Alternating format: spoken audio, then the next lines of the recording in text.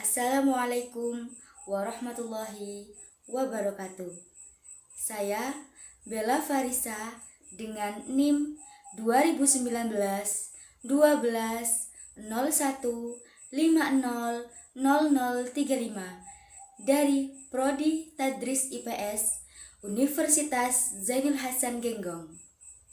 Prostitusi adalah pertukaran hubungan seksual dengan uang atau hadiah sebagai suatu transaksi perdagangan. Prostitusi merupakan cabang industri seks yang sejajar dengan pornografi. Bahkan, segala mata pencaharian yang berkenaan dengan eksploitasi, aktivitas seksual, dan pertunjukan yang berkenaan dengan seksualitas untuk menghibur orang lain demi mendapatkan materi yang dibutuhkan dalam kehidupan.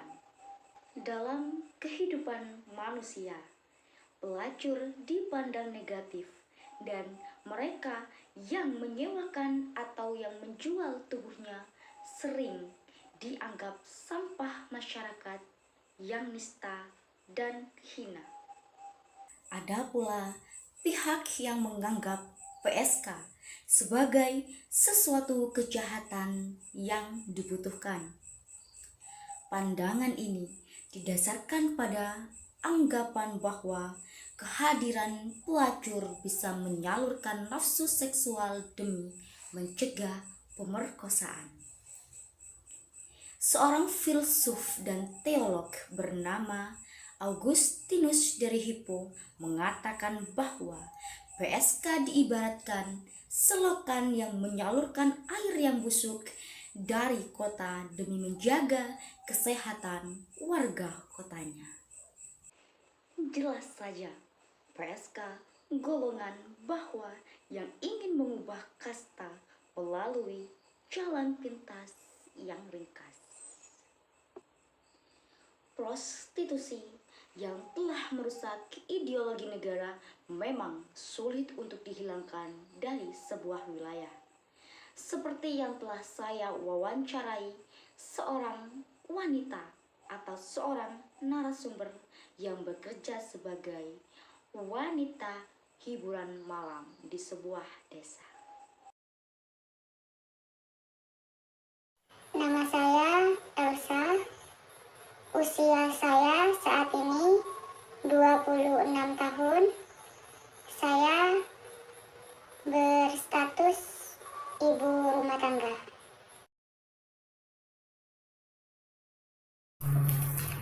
Latar belakang saya terjerumus ke pekerjaan ini adalah yang pertama, karena saya korban dari broken home. Jadi orang tua saya itu saat saya umur 17 tahun dan saya masih sekolah, orang tua saya bercerai. Kemudian saya dititipkan kepada nenek saya, sedangkan ayah dan ibu saya sudah menikah masing-masing. Memang 1, 2, 3 kali mereka masih menafkahi saya, mengirimkan saya berupa materi, kemudian dan sebagainya. Lalu setelah itu sudah tidak pernah mengirim uang, makanan, sudah hilang entah kemana sampai sekarang, jejaknya sudah tidak diketahui. Jadi saya tinggal bersama nenek saya.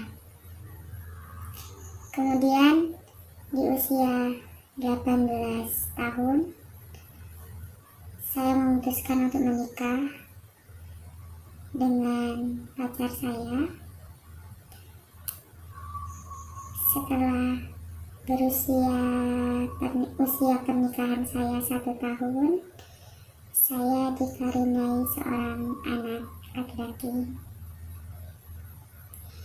Dan saya sebelumnya itu sudah berhenti sekolah ya Mbak Bella. Saya sudah berhenti sekolah, dan ketika saya sudah menikah, memiliki anak, suami saya ini mulai muncul sifat aslinya, yaitu sering mukul, intinya menganiaya saya. Bisa dikatakan KDRT. Kemudian setelah saya sudah tidak tahan, tidak kuat, akhirnya saya memutuskan untuk bercerai. Dan di usia saya ke 19 atau 20 tahunan lah ya, saya lupa, saya itu memutuskan untuk merantau ke Surabaya. Anak saya dititipkan kepada nenek saya dengan modal uang seadanya. Saya berangkat ke Surabaya untuk mencari lowongan pekerjaan.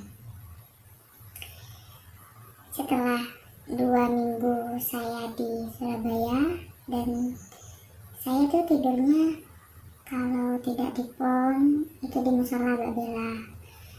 Jadi tidak ngekos atau ngontrak karena memang uang sangat tidak cukup. Kemudian beberapa hari kemudian saya tidak sengaja ya makan di sebuah warung di kota Surabaya. Ada seseorang wanita menghampiri saya. Kemudian dia mengajak berkenalan dan bertanya siapa nama saya, asalnya di mana. Kemudian saya menjawab kalau saya berada dari desa sini, kota sini. Kemudian dia bertanya tujuan saya ke sini untuk apa. Saya menjawab, saya ingin mengubah perekonomian keluarga saya. Saya ingin melanjutkan masa depan anak saya ingin mencari pekerjaan. Nah, dari situ dia menawarkan pekerjaan yang katanya itu menguntungkan, kemudian gajinya gede katanya. Terus saya mengatakan, yaudah saya mau, tapi bekerja seperti apa. Kemudian daftar, saya harus mengeluarkan uang berapa untuk mendaftar. Kemudian dia mengatakan tidak usah daftar, ini gratis katanya.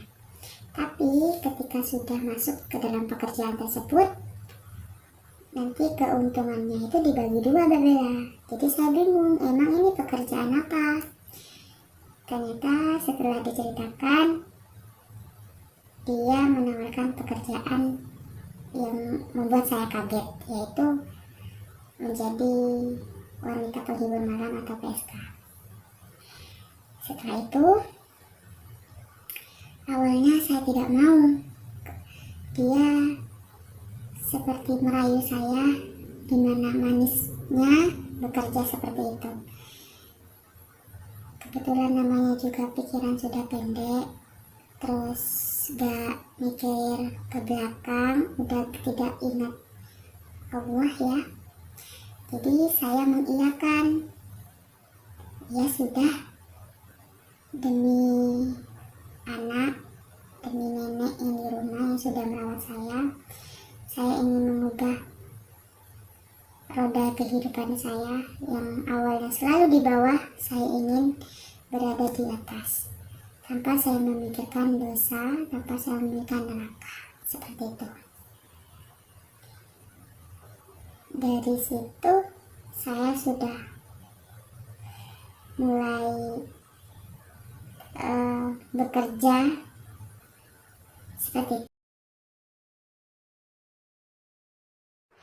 Sebenarnya banyak pekerjaan, tapi pendapatannya tidak secepat menjadi PSK.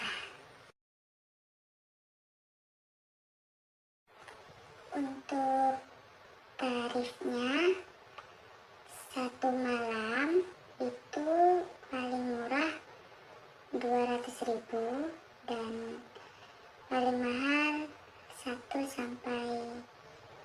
juta rupiah.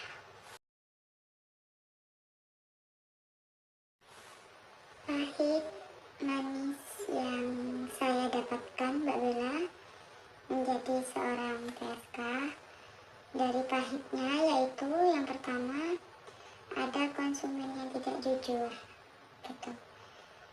Sebelum melakukan pasti ada seperti perjanjian atau kontrak gitu, Mbak Bella. Dia bilangnya setelah itu dia mau tarif saya itu mau bayar 2 juta. Ternyata tidak sesuai dengan ekspektasi. Sebelumnya ada juga yang bilang yang ingin konsumen dipuaskan seperti itu. Setelah saya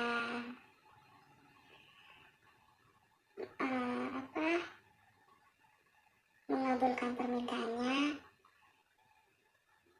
si konsumen membohongi saya. Namanya juga bekerja, pahit akan saya terima. Dan manis daripada pekerjaan ini adalah yang pertama, saya mendapatkan keuntungan, sama-sama mendapatkan keuntungan dari saya maupun konsumen. Kemudian saya mendapatkan uang dan juga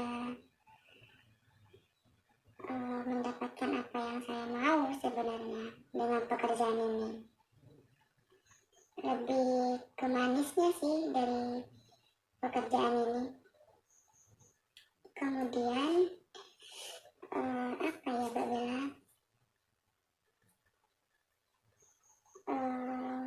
Saya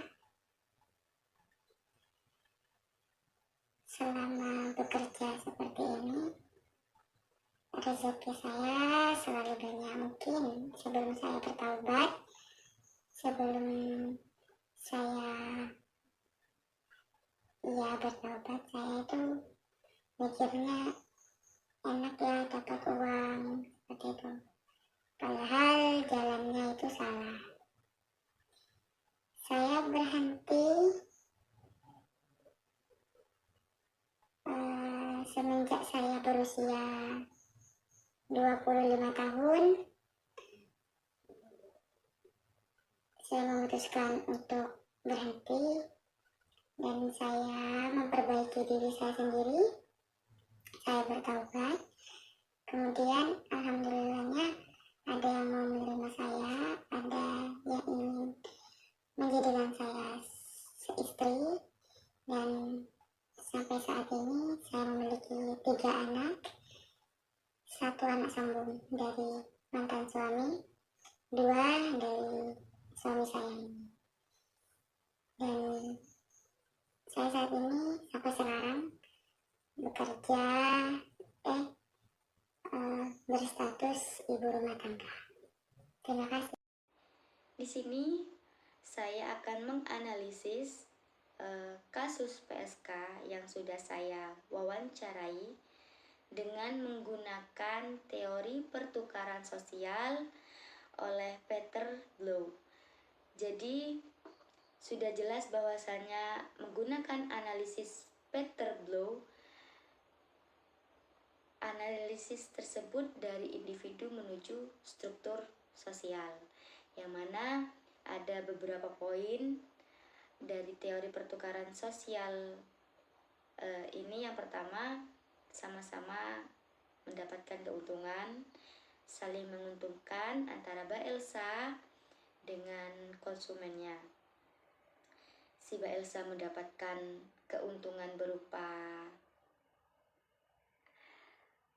reward ya, berupa tarifan yang 1 malam kadang 200 hingga 2 juta. Kemudian yang konsumennya itu mendapatkan kepuasan. Dan yang kedua, hubungan timbal balik, yaitu adanya interaksi antara Mbak Elsa dengan konsumen. Dan seperti yang saya jelaskan tadi, biaya dan penghargaan. Dan di sini juga bukan hanya materi saja yang didapat. Seperti yang dikatakan oleh Mbak Elsa, adanya pekerjaan seperti ini itu pasti ada pahit dan manisnya. Jadi kebanyakan yang didapat memang dari materi, yaitu memiliki sifat ekstrinsik, ya, ekstrinsik, yaitu berupa materi. Jadi selama Mbak Elsa bekerja sebagai PSK, Mbak Elsa mendapatkan materi atau tarifan yang cukup dan dapat merubah nasib perekonomiannya. Kemudian Mbak Elsa juga menjelaskan atau memaparkan bahwa semua yang ia lakukan betul-betul murni dari dirinya sendiri, dan pahit yang ia rasakan dari beberapa konsumen yang sudah dilayaninya, dia dengan senang hati menerimanya dan dia mengabulkan semua permintaan dari konsumen.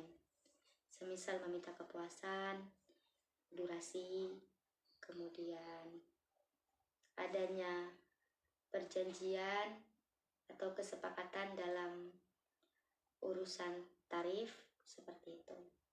Jadi menurut saya hanya sekedar penjelasan itu saja yang dapat saya jelaskan, analisis kepada kalian.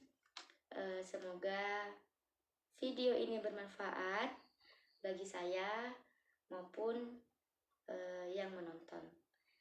Terima kasih. Wassalamualaikum warahmatullahi wabarakatuh.